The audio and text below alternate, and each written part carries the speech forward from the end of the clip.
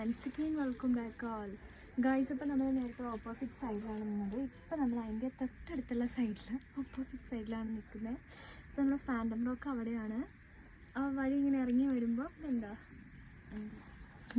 അപ്പോൾ നമ്മൾ ഏതൊക്കെയോ വഴി കൂടെ വന്നപ്പോഴാണ് ഈ വഴിയിൽ എത്തിയത്. ഇവിടെ ഇഷ്ടംപോലെ ബോട്ടിൽസ് ഉണ്ട് കേട്ടോ. നമുക്ക് ഇഷ്ടമുള്ള സെലക്ട് ചെയ്തിട്ട് പോവാം.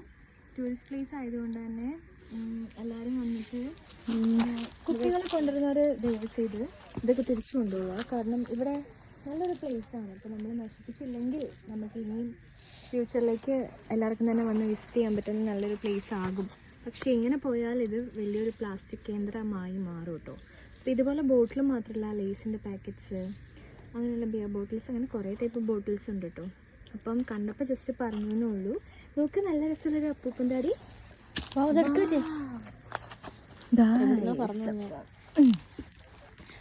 നമ്മുടെ രസമുള്ള നമുക്ക്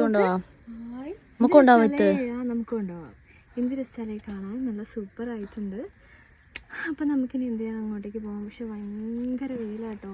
ഇവിടെ മഴയുള്ളപ്പോഴാണ് വരുന്നത്. എന്നാൽ നമുക്ക് നന്നായി തെന്നി വീഴാം, എന്താ പറയുക, കൊക്കയിലേക്ക് തെറിക്കാം, പറക്കാം. അതുപോലെ എന്താ പറയുക, മോസ്റ്റായിട്ട് വെയിൽ കൊള്ളില്ല. അത് നല്ലൊരു കാര്യമായിരിക്കും.